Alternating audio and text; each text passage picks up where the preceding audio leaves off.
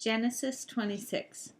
Now there was a famine in the land, besides the earlier famine of Abraham's time, and Isaac went to Abimelech, king of the Philistines, in Gerar.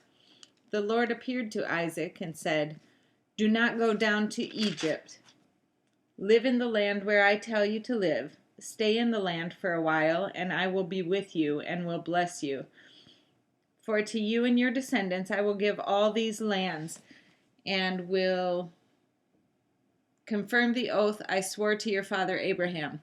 I will make your descendants as numerous as the stars in the sky, and will give them all these lands, and through your offspring all nations on earth will be blessed, because Abraham obeyed me and kept my requirements, my commands, my decrees, and my laws." So Isaac stayed in Gerar. When the men of that place asked him about his wife, he said, "She is my sister." Because he was afraid to say, "She is my wife," he thought, "The men of this place might kill me on account of Rebekah, because she is beautiful." When Isaac had been there a long time, Abimelech, king of the Philistines, looked down from a window and saw Isaac caressing his wife Rebekah. So Abimelech summoned Isaac and said, "She is really your wife. Why did you say she is my sister?" Isaac answered him, "Because I thought I might lose my life on account of her." Then Abimelech said, "What is this you have done to us? One of the men might well have slept with your wife, and you would have brought guilt upon us." So Abimelech gave orders to all the people, "Anyone who molests this man or his wife shall surely be put to death." Isaac planted crops in that land, and the same year reaped 100-fold, because the Lord blessed him. The man became rich, and his wealth continued to grow until he became very wealthy. He had so many flocks and herds and servants that the Philistines envied him. So all the wells that his father's servants had dug in the time of his father Abraham, the Philistines stopped up, filling them with earth. Then Abimelech said to Isaac, "Move away from us. You have become too powerful for us." So Isaac moved away from there and encamped in the valley of Gerar and settled there.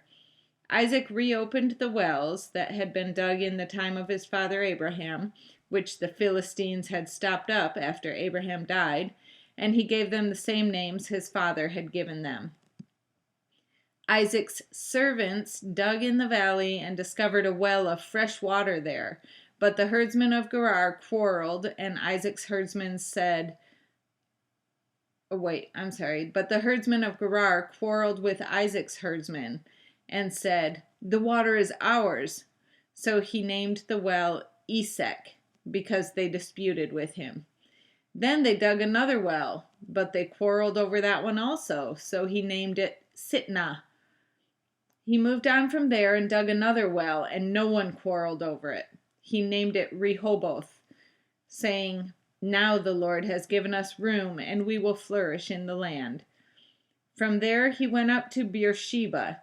That night the Lord appeared to him and said, "I am the God of your father Abraham. Do not be afraid, for I am with you.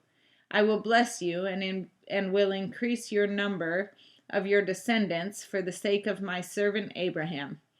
Isaac built an altar there and called on the name of the Lord. There he pitched his tent, and there his servants dug a well. Meanwhile, Abimelech had come to him from Gerar with Ahuzath, his personal advisor, and Phicol, the commander of his forces. Isaac asked them, "Why have you come to me, since you were hostile to me and sent me away?" They answered, "We saw clearly that the Lord was with you. So we said, there ought to be a sworn agreement between us and you. Let us make a treaty with you that you will do us no harm, just as we did not molest you, but always treated you well and sent you away in peace. And now you are blessed by the Lord." Isaac then made a feast for them, and they ate and drank. Early the next morning the men swore an oath to each other.